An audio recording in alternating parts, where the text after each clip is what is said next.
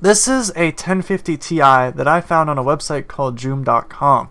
But instead of this being a normal video where I go through and I buy this and get scammed, we're actually going to get back at the scammers. I've actually partnered this video with Joom, and they're actually going to be helping me figure out exactly what's going on in the store and actually taking down this if it turns out to be a fake product. So unlike most videos on the internet where people just get scammed from wherever they buy this on, this video actually we're going to be doing real life testing, and this will actually serve as documentation for this product, if it is a scam, to be removed from the store. So first off, I'm going to go through and buy this. It's just a couple things I want to point out though, is the fact that this is a 1050 Ti and the VGA port was at least officially eliminated from support back in the 900 series of the GTX cards.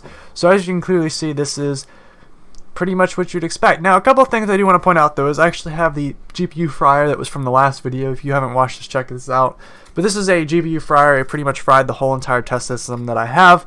So this card is just a couple things to point out. But this is the pretty much standard one you'd expect to see. And as you can clearly see, it looks quite different. It's definitely a card that has a different style shroud, so I'm hoping we'll get something different. And, you know, just looking around, I don't see too many things that jump out at me.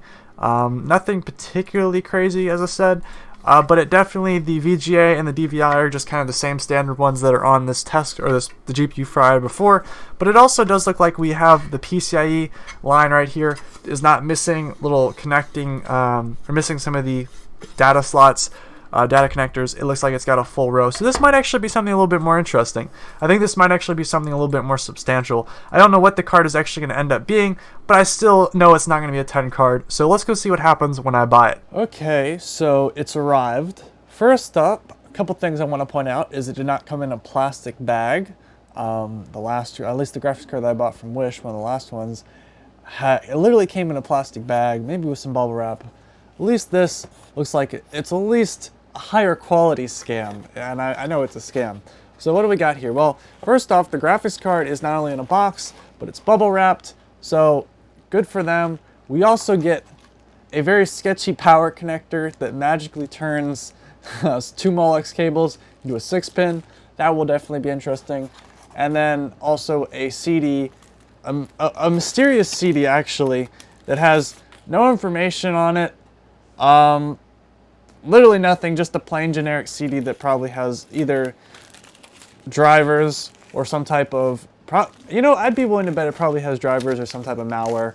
Probably both actually, but hey, that's why you guys watch these videos, because you want to see me do the stupid stuff. So here we are, let's take a look at this graphics card. So what do we got in this graphics card? Well, on the first note, it doesn't look like the fryer, the GPU fryer. That's a good one. It looks different than what the typical ones we've been seeing. I gotta say, actually the cooler looks kind of cool, but it actually looks decent. It looks like this is actually a little higher quality. Not only that, but we have, they took off the default Nvidia stuff on the fans. It's a 2 cooler. It looks like it's the same kind of like heatsink itself that was used before.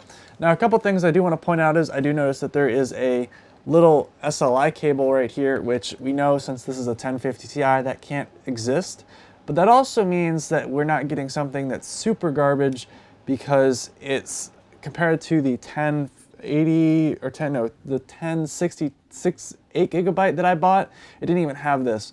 So while this is a scam and this is definitely not a 1050 Ti, we'll see what it actually ends up being. I have a feeling though it might be a little bit more powerful, because we also have a 6-pin on there, which does not come on the 1050 Ti as well.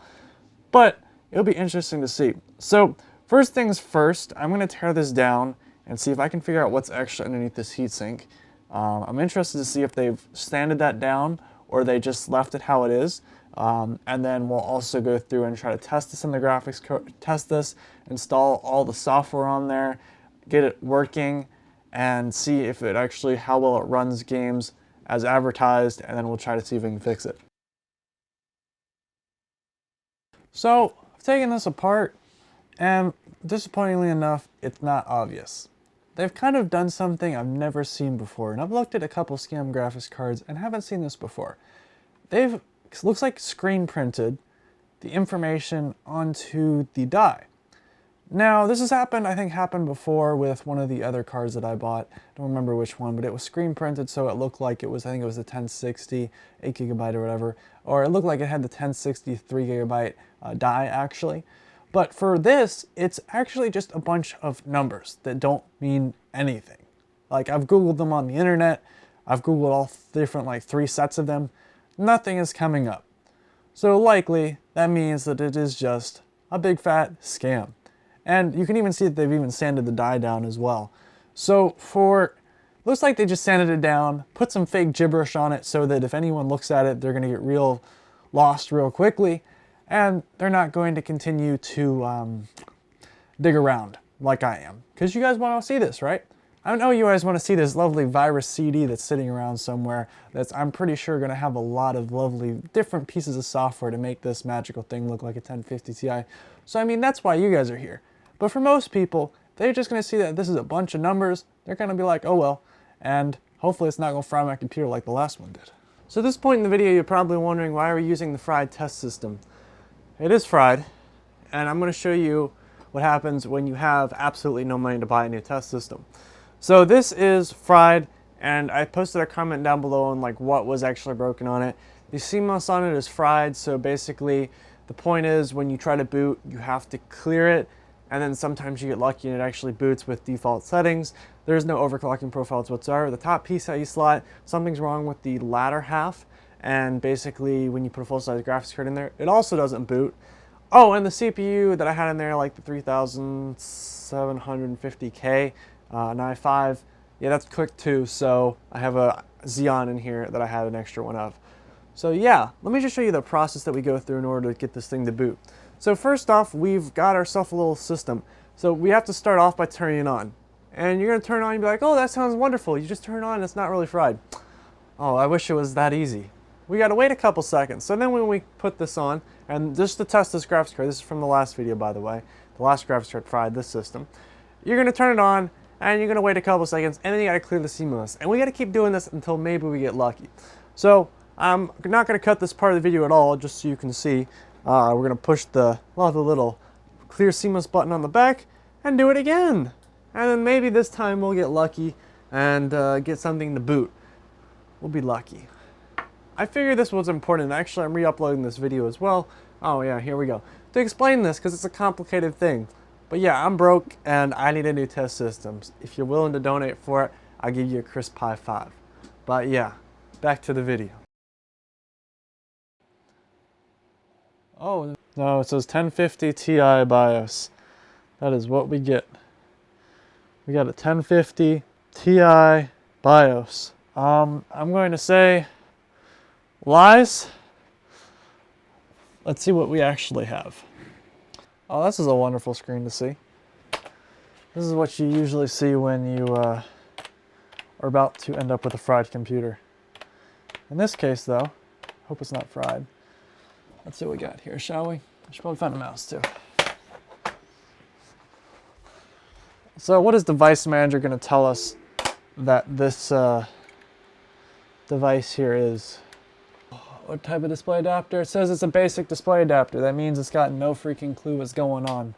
So that likely means that we're going to need to install the mystery drivers. Let me get I have to find a CD player or a CD reader first and get the mystery drivers running because I'm interested to see how this actually plays.